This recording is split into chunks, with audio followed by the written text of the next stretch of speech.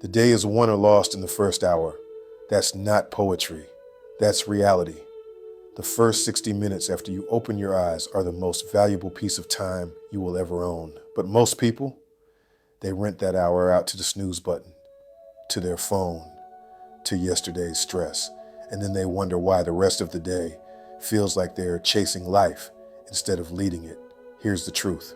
If you don't run the first hour will run you, and the rest of the day will fall in line behind whichever one you choose. I've lived both sides of this. One version of me woke up late, tired, behind, and frustrated. The other version built everything I have today, and the difference came down to one simple question. Who controls the first hour? Me or my circumstances?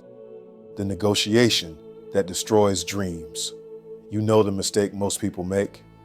The second the alarm rings, they negotiate. They suddenly become world-class lawyers arguing their way back into bed. Just 5 more minutes. I'll start tomorrow. Nobody will know, but you know, and your subconscious knows. And every time you hit snooze, you cast a vote for the kind of person you'll be all day long. Someone who can be talked out of their own dreams. I lived like this for years. I kept dreaming of a better life while sabotaging the discipline that would actually give me one. I didn't realize it back then, but the habit of quitting in the morning becomes the habit of quitting everywhere else. And let me be honest with you. The snooze button isn't a convenience. It's a slow poison. It teaches your mind that your goals don't matter. The most expensive sleep in the world is the sleep between snooze alarms. When I finally stopped negotiating with myself in the dark, I started winning in the light. The moment everything changed.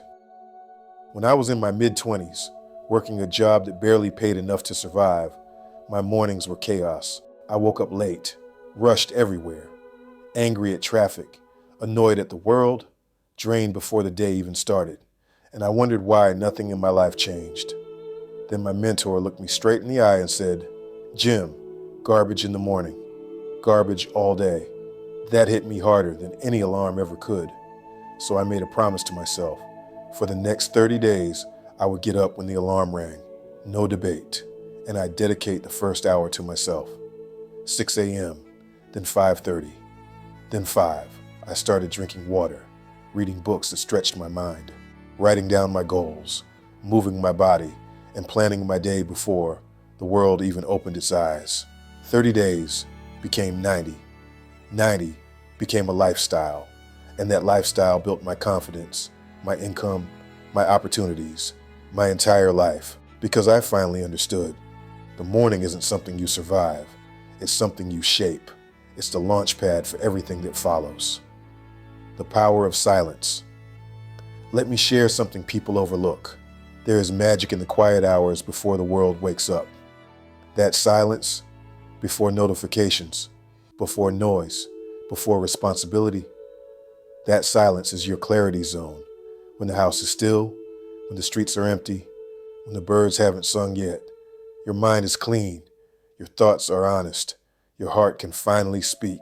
5 to 15 minutes of silence in the morning can do more for your life than 5 hours of rushing later. Most people never sit with themselves because they're afraid of what they might hear. But your answers, your direction, your purpose, they're waiting in that silence. The price of admission is waking up before the crowd. Feed your mind before your body breakfast is important. But mental breakfast comes first. Before I touch food, I fill my mind with something valuable.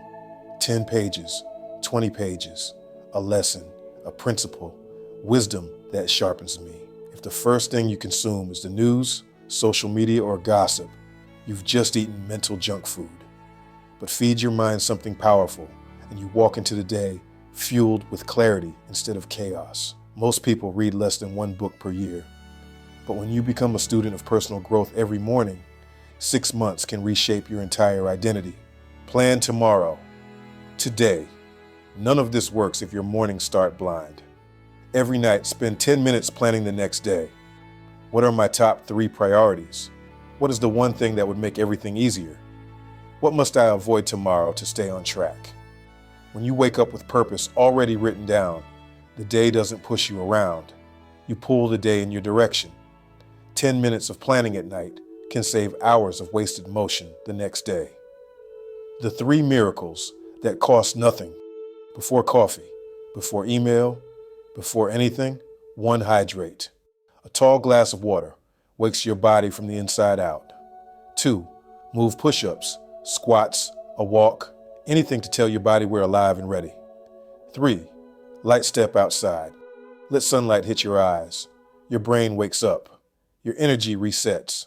These 3 things will give you more energy at 70 than you had at 30. Speak to yourself like a champion.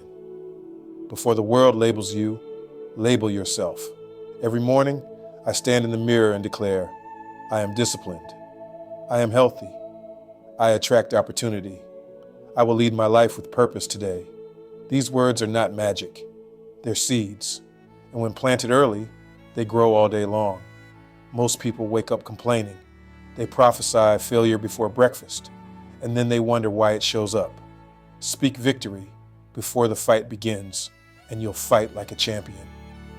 The real reason morning routines matter. Morning routines aren't about productivity.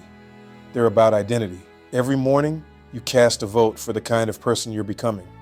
Hit snooze, you voted for comfort. Grab your phone first, you voted for reactivity.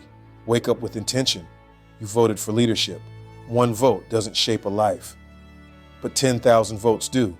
Your morning is your life in miniature. Show me your morning, and I'll show you your future. The cost of a chaotic morning: missed priorities, missed opportunities, poor choices, rushed energy, short tempers, low confidence. People don't lose years of their life in 1 moment. They lose them in 10,000 compromised mornings. Don't let that be your story. The final word. Tomorrow, when the alarm rings, remember this: the first hour decides the day, and the day repeated decides your life. Get up, get quiet, get grateful, get clear. Own your morning, and your morning will build your destiny. And trust me, I'll be up before sunrise, rooting for you, doing the same work myself.